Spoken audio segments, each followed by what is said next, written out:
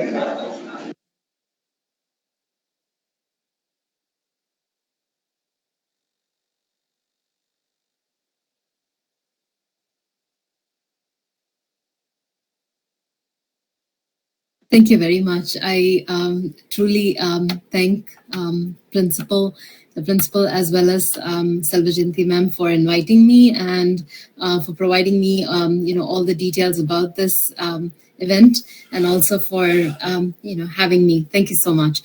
And a really, really big hello to everyone at SNMV College. I'm going to ask a small little, task to be done before we start, if you don't mind. If you have access to the chat, I've written a question for you. So on a scale of 1 to 10, how are you feeling this morning? So could you real quickly just put in a number? That'll be really awesome.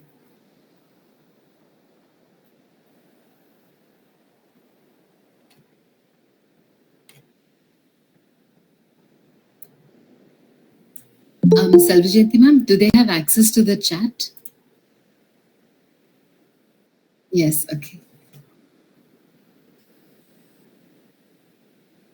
Maybe you can speak.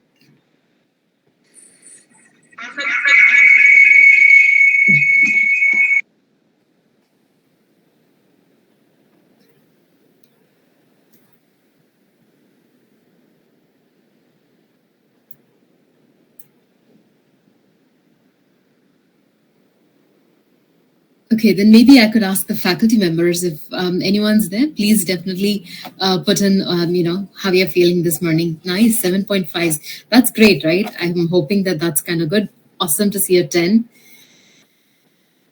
Don't feel shy, please. The idea is to make sure that you feel welcome here and to make you feel comfortable. Yeah. So please don't feel shy. Just throw in a number. Tell me how you're feeling this morning. 8. 8. Nice. Thank you, Balaji. Okay, I've seen that 4 of you have been entrepreneurial and you've written a number for me. I'm sure the others are thinking about a number, but that's great. Also, I'm going to ask you another quick question. Can you put in chat what your major is, right? So some of you will be business major, some of you will be biology major. It would be really lovely if you could just throw that in there.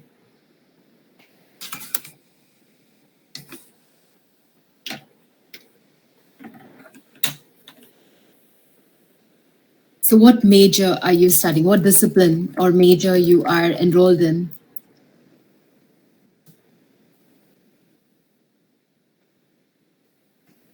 We'll spend just 30 seconds, all right, on this really quickly.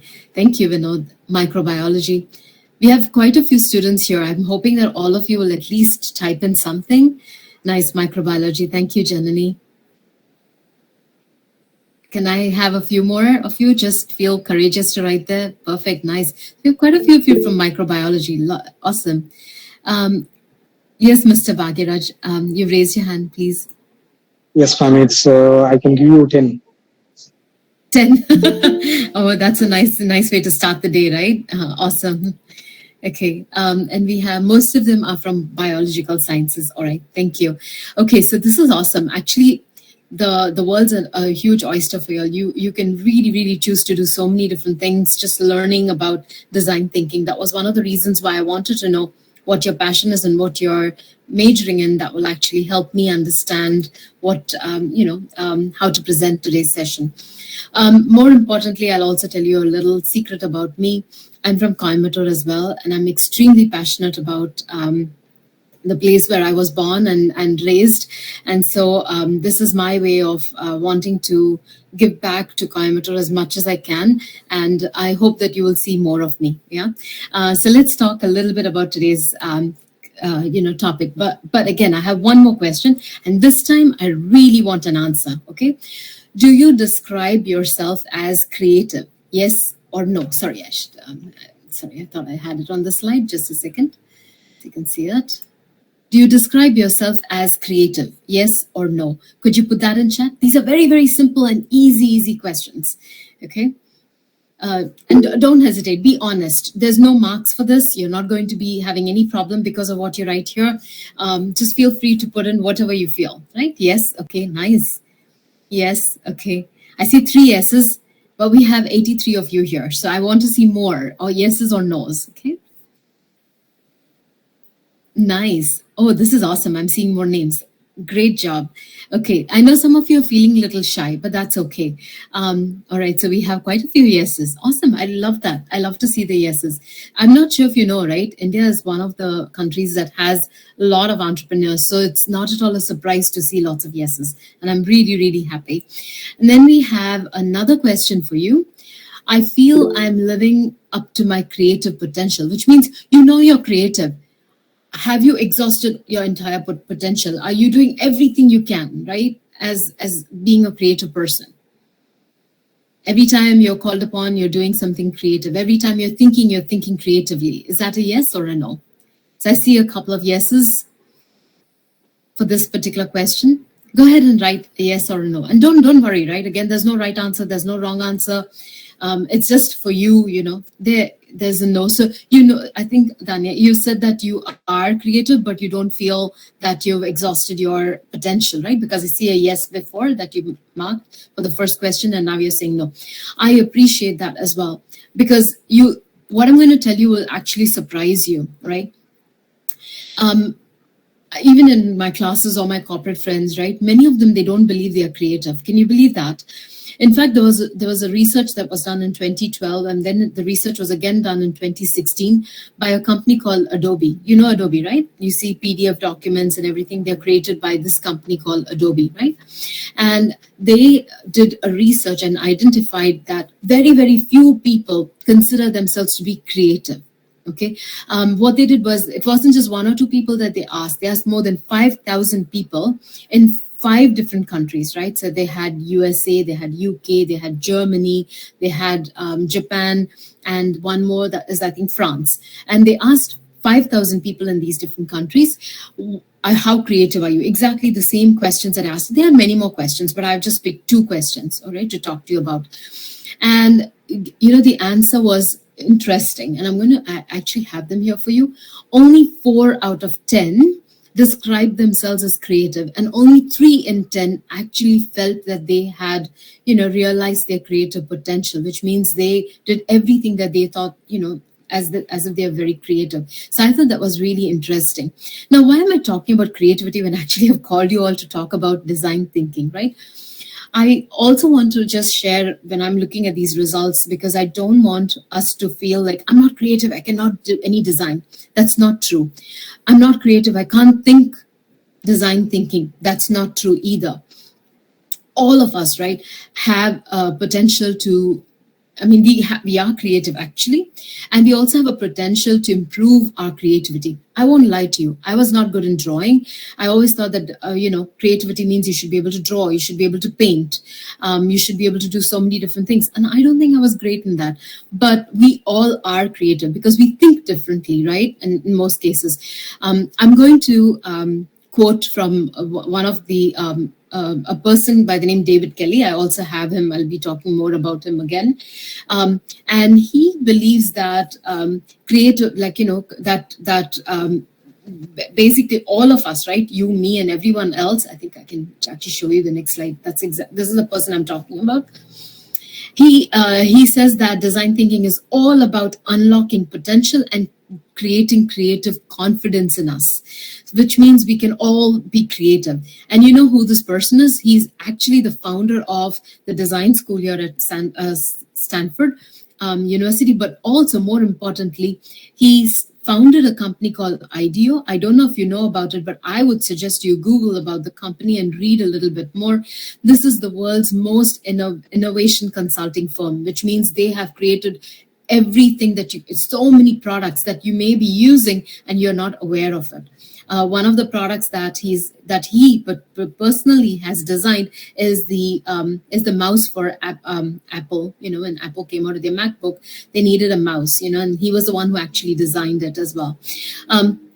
Also, I'm going to do another thing here. So I'm going to quote again from Stanford School. There's a professor by the name Stefanos Zionos, and he says that in very, very simple terms, he says, creativity is not rocket science, right? And also, it does not mean that you have to be Picasso or Van Gogh. These are very big painters from before. And he says it's nothing like that. But creativity is very, very structured. Also, it can be structured. It is a systematic way of solving problems. And that's one of the reasons why I talk about creativity before jumping into design thinking. Because what design thinking does is it improves the creative process, and it will help all of us, right, train us to be more creative. I can share with you lots of examples that I have personally used as well in learning about creativity. When I used to teach, 20 years ago, maybe, I was just using a whiteboard and some markers and writing everything I could on the board. And I was hoping my students will read that and they'll become geniuses. I didn't understand that, someone was sleeping. No one cared. They came to school hungry. They were not ready to learn. And all I did was just talk. It didn't make any sense. But after I learned a lot about design thinking, I started using that in my class. I started structuring the classroom based on what my student needs were. And it actually helped a lot in changing the way everyone was wanting to, participate and so on. So I'm going to encourage all of you, okay, to think a little bit about design thinking and also to use it in your own life, right? In fact, you can become much better the way you're designing yourself, your life, everything, if you learn a little more about design thinking. So we will be looking at design thinking. The reason again to talk about this is if you're working for someone, you start your own business, you could be anywhere, but you could still use design thinking to become a better employee, to become an innovative one, to become very creative yourself, and to be a great problem solver. Okay, so we'll touch upon that, and then I will quickly look at design thinking process. I will give you a few examples. We'll talk about why design thinking works, and then we'll have some key takeaways and application, right? We'll do some of that, but also along with that, I'm going to hopefully do some activities with you if you're happy to do that with me, right? Okay, very quickly in the chat, can you tell me if you're comfortable with the speed at which I'm going? Because next, what I want to cover, I want you to be comfortable with it. So can you say yes if you're comfortable? If you want me to go slow, let me know. Tamil la konja pesanona na Tamillayum pesran, but whatever you want, just put it in the chat.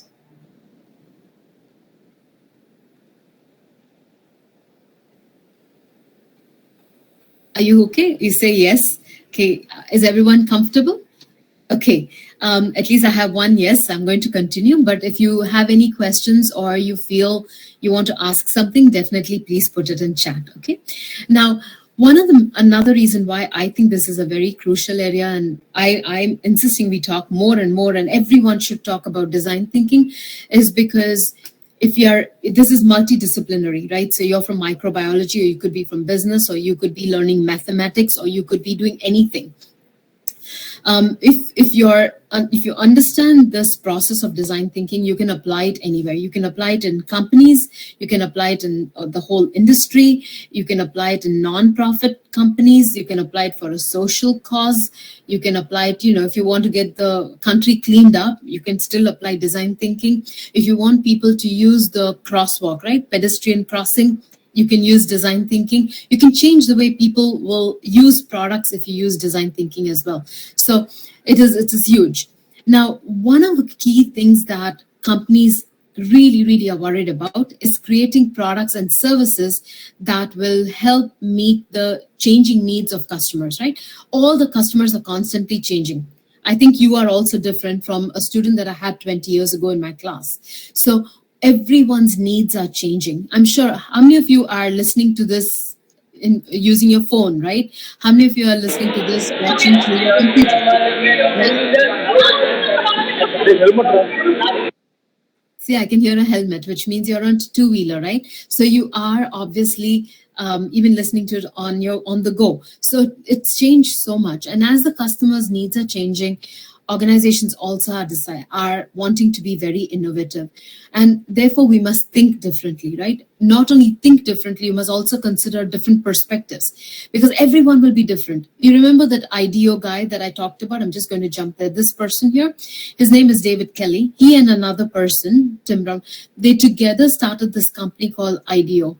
And in the beginning, when even now, right, they have 500 employees. They started off with people from so many different areas. You have people who are from psychology background, from biology background, from mathematics background, from English background. So they'll all sit together and they'll find solutions for problems. So by having different perspectives, it actually helps bring more creativity, and it shapes the different perspectives, right? The different thinking that people have.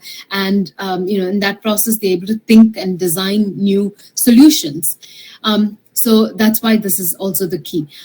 I want you, if you're taking notes, I definitely want you to write this one word down, right? It's called human-centered design. The whole goal of this design thinking is very simple. It's a methodology for creating problem solving, right? For creative problem solving. Means the idea is to understand real world problems, real life problems or challenges, and then find a way to come up with really creative solutions for those problems. So when you're creating a solution, the key person that you're creating the solution for is the customer. So you're starting with the customer, right? So you're looking at the customer, you're understanding what the customer's needs are, and you're thinking about how best can you provide for those needs. What is the product or service that you can bring to the customer, right? So we are looking at human-centered design. Okay, that's the key here. So when we say human-centered, another word for it will be user-centered, right? So the person who's using is the person who is going to tell whether they like the product, how they're going to use the product, and so forth. I just want you to know, before I go more in detail about this, I definitely want you to not only go over this with me, but also to start applying it in your life. You can use it in many situations, both formal, when you're in college, maybe you're having a leadership role, maybe you're starting a club, maybe you are you're doing some volunteering work, or maybe in your personal life as well. You can use this approach even there, right? But the main thing about design thinking here is that it starts off with desirability. So it begins with the person, right, for whom you're designing something. So that's the desirability part of it. And you're looking at whether who this customer is, what is it that they're needing. It doesn't always have to be customer, it can be a stakeholder. So suppose you're running a social cause, right? You want to stop people from begging on the street. That's a social cause. You want people to save water. That's a social cause. You want people to wear seatbelts, in the car. That's a social cause. You want people to wear helmets. So it could be anything like that, through to you want to change the way a school is administered. That's another cause. So you can do anything. You can create an experience for anyone. So the idea is to start with the user, and then the next thing comes with, do you have the resources and the technology to create something for this particular customer? But the other thing is also viability. Whether you can bring viable solutions. Viability obviously means whether you can make money, right? Or whether that particular whatever you've designed is actually useful. So you're concerned with that as well. So in simple terms, design thinking can mean different things, but usually it will describe processes, methods, tools for creating human-centered products, services, solutions, and experiences. So it should be somewhere in the middle here, where it's desirable to the customer, the user. It's also feasible to make and also viable, which means economically you can make it and it's worth your while. Okay, so this is just very briefly what design thinking is all about. Any questions so far? Okay, since I'm not hearing any of you say yes, no, I'm going to proceed. But I would love to see some no's if you're okay. And if you're not okay and you have a question, please feel free to ask, okay? Is everyone comfortable?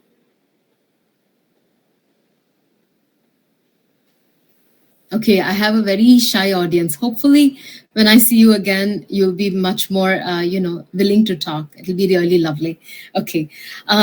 Now, can I give you a very an example that perhaps you might really think, yep, I understand it. It's something like, if you want to buy clothes, right? I'm sure very soon Diwali will be down the corner, and all of you will be running to buy yourselves new clothes. Yeah, you'll go to buy new clothes. So what you'll do when you're buying new clothes, you'll go to a ready-made store, buy the dress, shirt, pant, clothes, sari, blouse, whatever, right? And you'll come back home. Maybe you buy a sari and then you think, oh, I have to stitch a blouse. Or you can buy a material and think, I'll go to my tailor and get my shirt stitched. Now, one thing is you can go to the store and buy something ready-made. What happens is they give you something and say, you as a customer fit inside that product, right? But when you go to your tailor, what happens? They look at the tuniya paapanga, measurement edupanga, correct? Then they will see whether that suits you. Then they will draw the design and show in the madri pidikudingla illaya. All of that will happen. When that happens, what happens is you're also thinking, then you're telling him, I want the dress within 1 week. And they'll say, Madam, sir, mudiyadunga, inni konja time kudunga. So in that time, what happens? They are also becoming creative. They are becoming creative to work towards your budget. They are creative towards your time, because of your time. They are also creative because of the material you've given them. Sometimes they'll say, Tuni pata dunga in the design. So you come up with a new design, right? So in actual terms, there is some sort of design thinking happening right there. Why? Because a tailor is talking to you personally and they are coming up with a product that suits you. And what's happening here is you are happy. So in other words, it's bringing the designer and the user together. Okay. So that's to do with this. Now, if the tailor is always late in giving the product or doesn't stitch very well, they will not become very successful, right? So it just literally their commercial successfulness doesn't happen. But if they're very good, it works for them. Now, how does this design thinking actually, again, occur, right? So there are 3 parts to it. One is ideation, the other is inspiration, and third is implementation. We'll again be looking at this in a little more closer way, but I want you to just focus on these 3 core activities. When we are talking about ideation, right? We will start with inspiration, okay?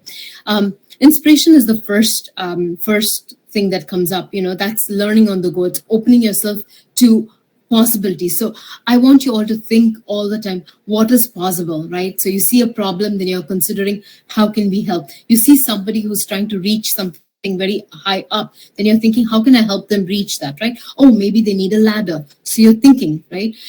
So that's part of inspiration. And at this point in time, you're thinking about who the user is and how you can design something that the user actually wants. So your ideas will evolve into the right solution. Okay, at this point, once you are inspired, then in the ideation process is when you write all the ideas that come to your mind.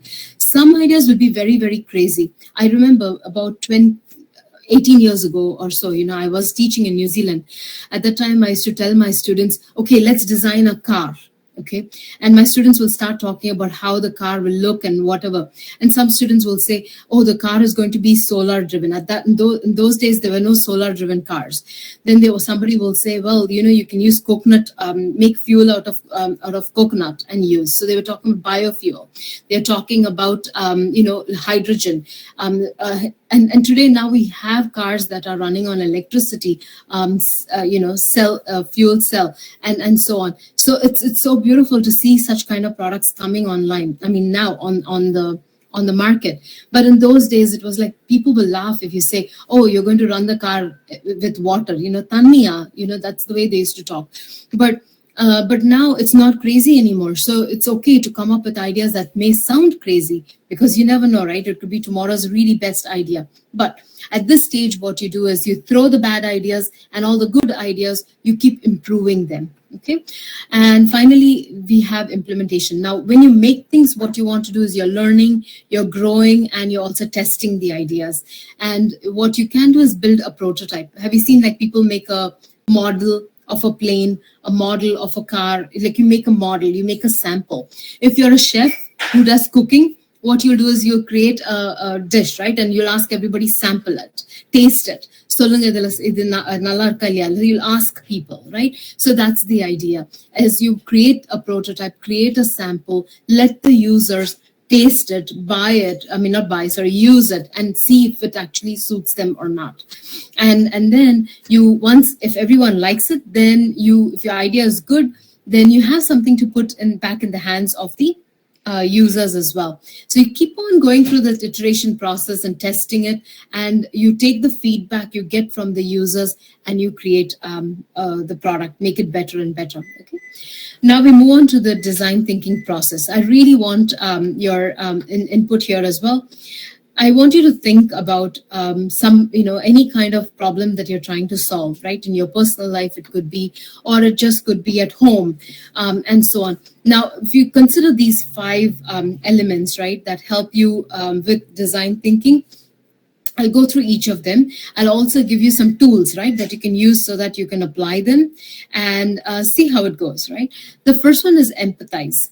The second is define the problem. The third is ideate, which means come up with different ideas. The fourth is create a prototype, means create the product, and then ask people to use it, test it, and then whether it's not okay or right. If it's great, very nice, you can commercialize it, but most probably the product design will come back again for everyone to discuss. So again, it might come back, maybe define, maybe you'll go back to asking people more questions about the product and so on. Yeah. So it looks linear. Linear means 1, 2, 3, 4, but it need not also be like that. Yeah? Okay. The first phase is empathize, which means you're gathering high quality consumer understanding, right? So what you do here is, it's a foundation. It's a first step. Empathizing means you are literally thinking only about your user, the person for whom you're creating this product. Okay. You're observing them. You're looking at them, you're seeing how they're using a product. And then you are engaging, and interacting with them. Maybe you can ask them questions about the problems they are facing and so on. So you can do that. The third one is you immerse, right? You experience what your user experiences. So when you do these 3 things, automatically you are understanding the person for whom you're designing. For example, I can come to your college and I can look at your class and I can feel like some of the students are maybe feeling uncomfortable, not sitting properly in the seat. Immediately I'm thinking, are they not enjoying what I'm saying? But then I'm also going to view you, observe you. Some will think, okay, it's because there's not enough leg room, or you're not able to write because the table is small. So the more we observe, or maybe I can ask a question, I can ask, maybe I'll ask Silva Jayanti ma'am, you're sitting, how are you feeling your table is comfortable for you? Or would you like any changes? Or what is it that, you'd be more comfortable with? So the more questions I ask, I'll understand her need better, and then I can design a different chair, right? I can design a different table, and then I can also make a prototype and give it to her to sit down and see if it's working for her. Maybe I too can sit in the table and find out if the table's not okay or not, right? So I can immerse myself, I can experience it also by myself. But just remember this all the time. We have a very quick thing, we always think that we have the answer to everyone's problems, but the most important thing is asking people, what is your problem, right? And then creating a solution for their problem. And that is a very, very important ability. The more we feel like we can understand how to do it, the better we will get at design thinking. See, creativity is so simple, right? The more you ask, the better you will understand them. The better you understand them, the better the problem solving that will happen.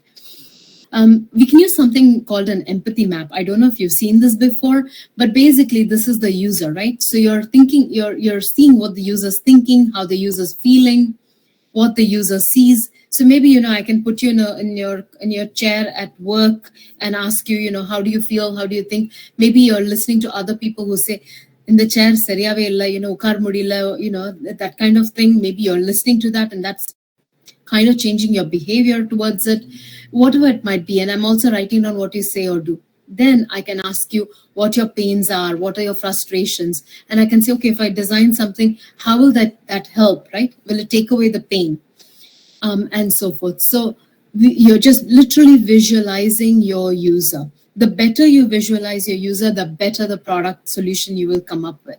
The second phase is defining. Here you create a brilliant design brief, which means I'll tell you a little bit more. At this stage, what you're doing is you are coming up with what is the problem. Now you're able to write down, this is what actually the problem is for the user, right? Maybe the user doesn't is short, so they're not able to sit on the chair because the legs are hanging.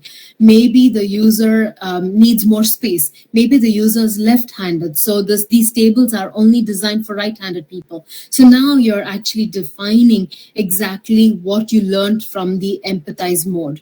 Okay, and when you understand that, you're interpreting it. The moment you interpret, you understand the problem better, right? Because you're searching for the meaning. Some users will tell you clearly what they need. Some users will not tell you. So the idea is to observe them, but also ask them questions and try to understand them. And something like this, I want you to do this if you can at any point, is look at the issue. So for example, the need could be, I want to come to India, right? I'm living in California, and I think it's time, I'm planning to come there in December. So I have a problem. My plants at home will not have water, right? So what can I do? So my problem is a verb. I need to water my plants when I'm not home. So what can I do? I have to literally either hire someone who I can ask for a mali, please, tani ponga for my plants. I can do that. Or I can have an auto plant feeder, like I can make one, where with little bottles, and slowly it will drip water into my plants. Or I can have sprinklers that go on, every day in the morning at 8 o'clock, the sprinkler will go on, and then with like an alarm, it will stop. I can do any of that. Now just notice this. I have one problem, but I have multiple solutions, right? So the idea is not just simply coming up with solutions without thinking about the problem. The idea is to identify the need very, very, very specifically, and then you will see that you will have many, many solutions.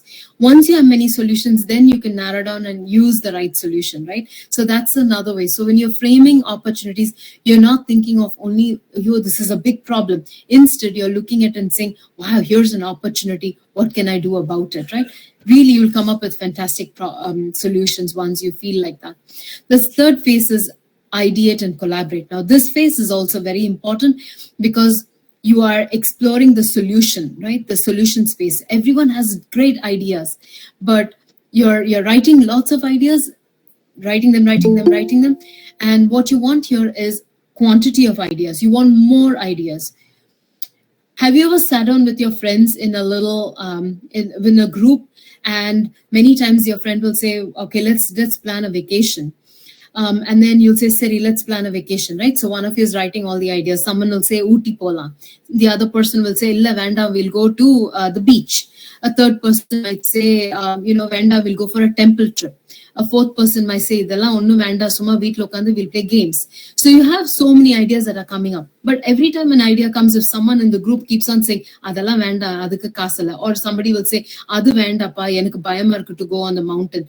So if you keep on having negative thoughts as the process is completing, there's a problem. So what you want to do is literally don't say anything. Write all the different solutions, because when you do that, what you get is you get volume, right? You get tons of ideas, and you also get a variety of ideas. You've seen my ideas. I said mountain, Uti. I said go to the beach, that's water. I said go to temple, that's pilgrimage. You see, you'll get many varieties. Then you can decide what may suit your budget, what might suit the climatic condition. Maybe you need permission to go there. All of that can become easier because now you're thinking differently. So you want that to happen. So for that, you need to do brainstorming, right? Remember, while brainstorming, don't come up with all the no's, just literally write everything. That's the idea here. Once it's done, then we move to phase 4, which is prototype. Now you have all these ideas. What do? You come up with something that might work. Immediately create a product. Means sketch the design, draw it out, or design, make a prototype of that particular thing. It's anything that will have a physical form. In my class, right, my students sometimes even create the product. I have asked them to create a wallet many times. I noticed that for some people, it's very hard to carry a wallet, right? They don't like carrying wallets. For some people, they feel like the wallet should not have too many things inside it. For some people, it's like, I don't want to carry in my hand, I want to carry on my shoulder. So they come up with such beautiful ideas that I'm surprised, and they make it. Once you make it, what do? You give to the user so they can test it out. If they test it out, what happens is they can know what the issues are in the wallet, what the issues are in the product that you're making, and they will come up with solutions for it, right? Better solutions. And then comes the 5th stage, is testing, right? I already talked about testing, so I'm not repeating myself. But basically, you're telling people, test it, and then when come back again to design stage, bring it back again, go on testing till the product is loved by everybody, all right? I have a very nice video here. I'm going to show it to you. It's about Ideate, right? The same company. What they've done is they created a long haul. You know what long haul is, right? Like basically people are flying on the plane, but they are flying from point A to B. But if it's too long, right? Anything over 4 hours, 5 hours, passengers are getting very, very tired. So they created a very nice airline experience for people who travel in Air New Zealand. So I'm going to stop presenting for just a minute, and I'm going to pull up this particular video so you can watch it. It's only 2 minutes, and hopefully you can all watch it with me. All right. Let me start playing it, and then I will turn it on for you. One moment.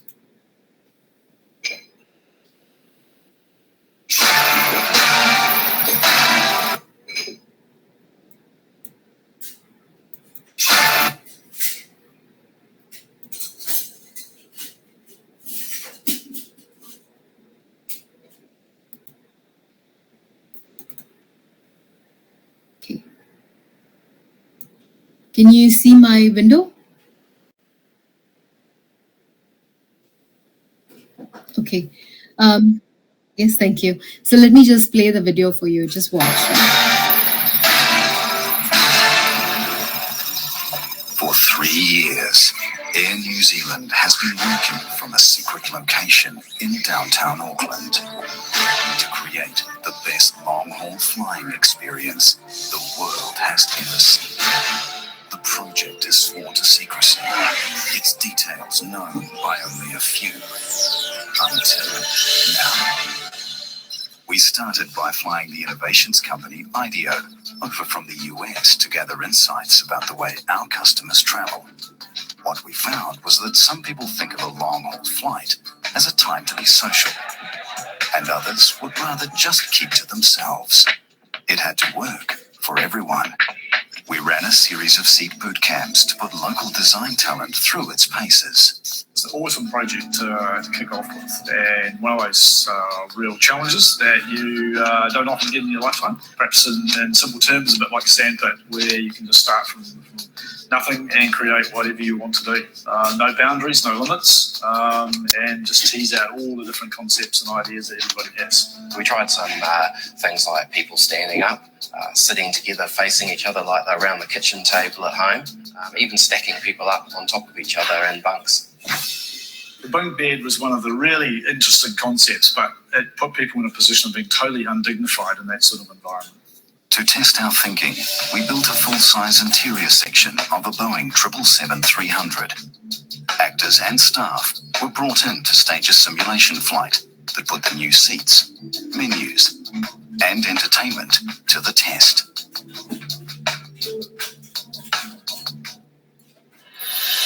3 years have produced a unique and stunning new long-haul experience. The best in the world. But for us, this journey is by no means over.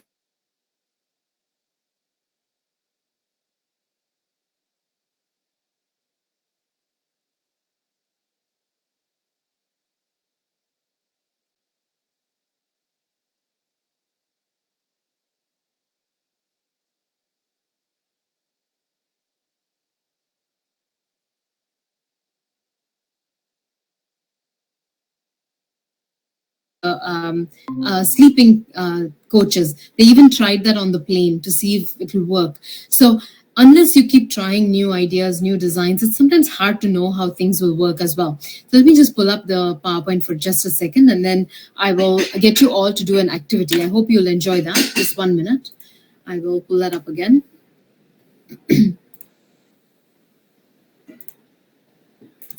Okay, can you see my slide again? Sorry. Can you see the presentation? Yes, ma'am. Yes, ma'am. Thank you. Okay, so what we have here is, there can be constraints, by the way, like I told you in the tailor example, I can only pay this much. So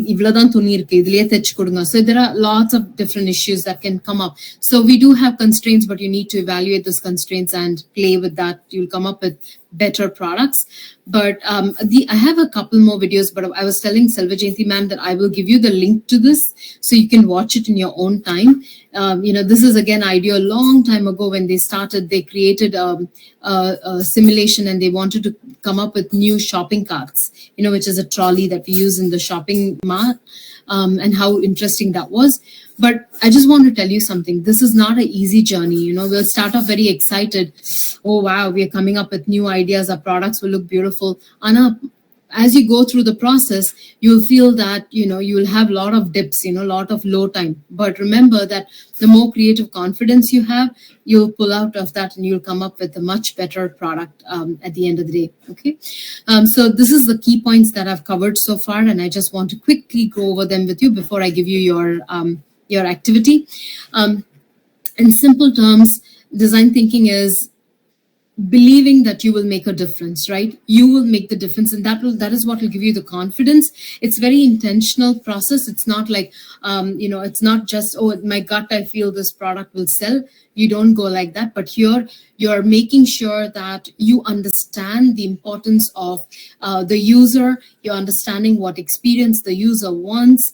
You understand what problems they are having, and you're creating a very, very nice solution for them, right? So you're transforming all the difficult challenges they're having, and you're thinking of only opportunities that you will use in the design. And in this scenario, again, I want to repeat that it's all about the user, all about that person. That person is in the center of the entire design, and it has to start from deep empathy, the feeling for that customer, what their needs are, what their motivations are, and whatever that might be, right? Also, remember, you have to collaborate with people. So it's a good idea to work with a group of people, because more people means you'll come up with better ideas and multiple perspectives and so forth. Another thing I want to tell you is, if you remember, I showed you the slide, right? Going down, like your hopes will be down, your emotions will be down, because you'll be upset that, not everyone will like everything you're making. But the more important thing is being optimistic, right? The fundamental belief that you can create change is what will keep you going in this process. And you will think about this. Remember this: even a big company like Google or Microsoft or Air India, every single big company still has small budgets. How much of a money there is, it's never enough. How much of a time there is, it's never enough, right? So you want to be optimistic, and you want to make sure that doesn't matter what constraints, designing will be fun, right? That's the idea with which you go in. And don't hesitate, experiment, because the more you have to tell yourself it's okay to fail, because not everyone will enjoy what you've created, and that's fine, that's okay. It's important to fail, because then you learn from your mistake, and then you come up with newer ideas, get feedback for that, and then you'll reiterate again, right? Iterate means go over the process again and again. So now we come to the exercise I want you all to do. How many of you have a piece of paper with you, right? Or even if you have a computer, you can draw on one piece of paper. Or if you have a small piece of paper, like I had a little child drawing, so something like that, like a page. And then if you can draw quickly 30 circles, right? Just like this in the Madri. If you can draw 30 circles on it, it'll be nice. I can give you a minute to do that. Doesn't take very long, quickly, all right? Are you all with me? Are you happy to do this exercise?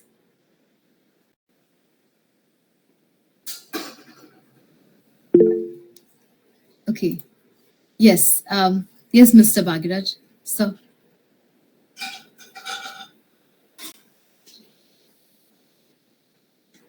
I see 2 people have raised your hand. If you have questions, I'll be happy to take them. Okay, if you can draw 30 circles, hopefully they're the same size, it will be good. Now, the next, is anyone drawing? Can I have some yeses or nos? You're a very shy group of people, Ilya. Hopefully, you'll enjoy the exercise.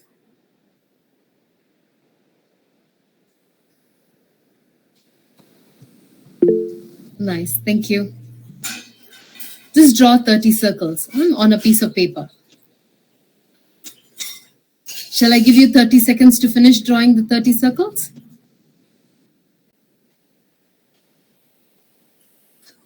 It'll be really fun. It'll take very, very little time to do the exercise, okay? Okay, now that you have these 30 circles, what I want you to do is in each circle, Ilya, draw something. So one circle, you can make a clock, yeah, 12, 1, 2, you can do that. Another circle, you can make a ball, a soccer ball on the Madri. Can you do that? You can draw inside, or you just draw something in that circle. Turn as many of the blank circles as possible into recognizable objects. I'm going to give you 3 minutes, okay?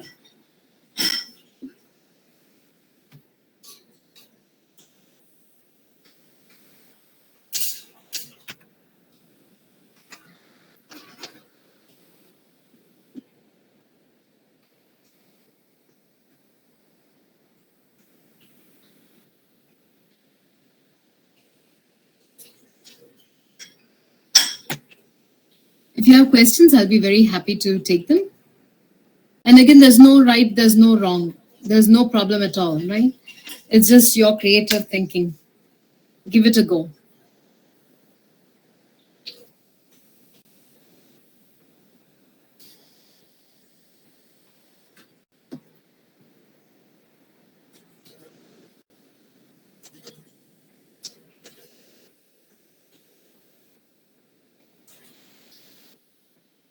So, any questions?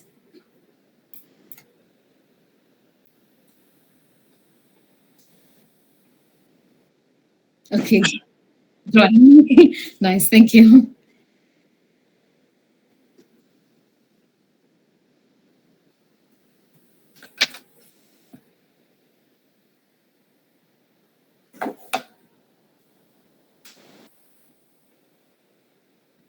Okay, you have 2 more minutes. Sorry, you have 1 more minute.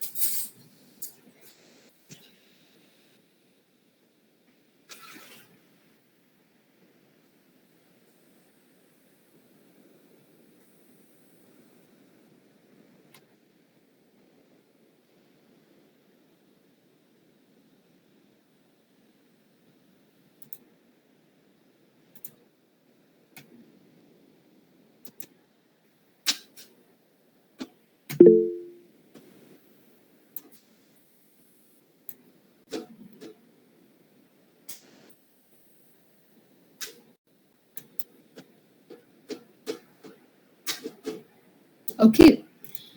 I've created a jam. I'm not sure if you're able to see it, but I've created a jam board. But I'm not. Are you able to see the whiteboard? No, right?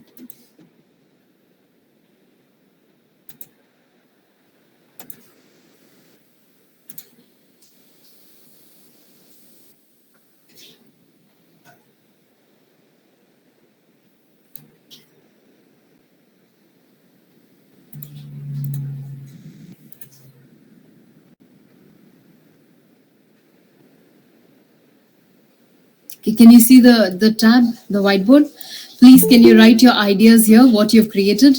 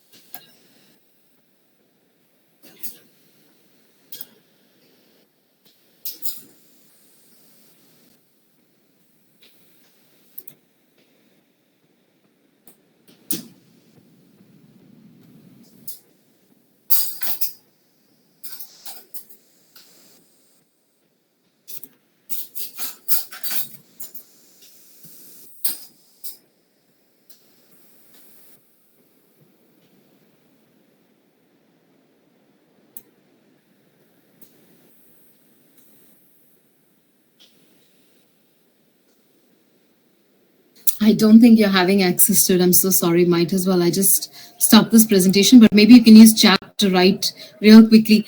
How many circles did you complete your drawing? Just write the number.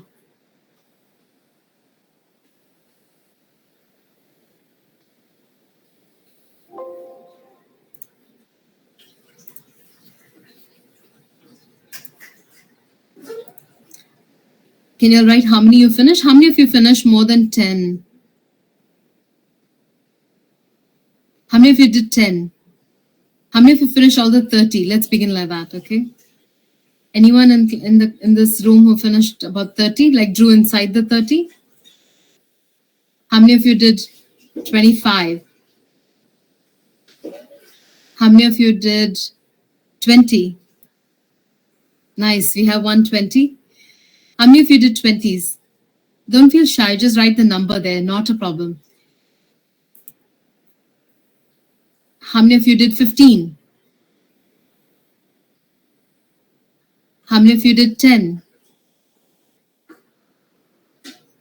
Okay, we have 115. Very nice. Thank you so much for participating. I hope you enjoyed today's session. The reason for this creativity exercise is very simple. It's to kind of give you an idea of constraint. It's also, did any of you do anything that was outside the circle? Did you join two circles? Because I didn't give any instructions. So I was wondering if you did that, because that too would be awesome. You know, sometimes you always think that there are rules, but I didn't give you any rule, you know, so I'm hoping that you actually explored other ways of doing it as well. So in short, I really hope you enjoyed the session. If you have any questions, please don't hesitate. For sure, you can email me. I put my email address in the chat, so pick that up. And, you know, I'll be very happy to talk about entrepreneurship, innovation, and all of that. It's fun topics. So feel free to do that as well. And I hope you're inspired, and I hope you think that creativity is for all of us, and try, you know, looking at different ways of looking at every problem and solve them, right? Good luck to all of you, and have a lovely rest of your day. And thank you so much for inviting me. I was absolutely happy being here. So huge thanks to, Principal Subramaniam and to Professor Selvajayanti. Thank you very much. I appreciate, being here. Yeah. Oh, very nice. Some of you did grapes and chain. Very nice. Okay. That's nice. I heard sometimes people do spectacles, you know, one circle and one circle. So that too, I thought was pretty interesting one time. Yeah. I wouldn't mind if any of you want to quickly unmute and say anything you want to ask or just say hello. That's fine as well.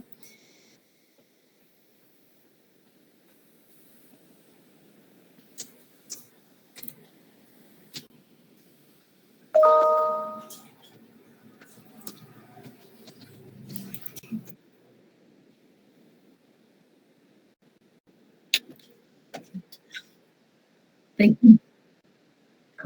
That's good.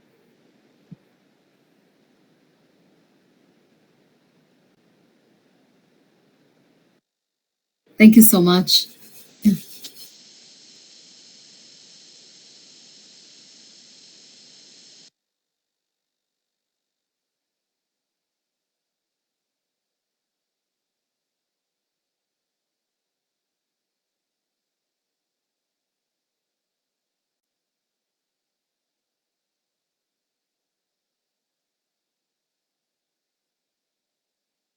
Perhaps we should give an incentive for asking questions.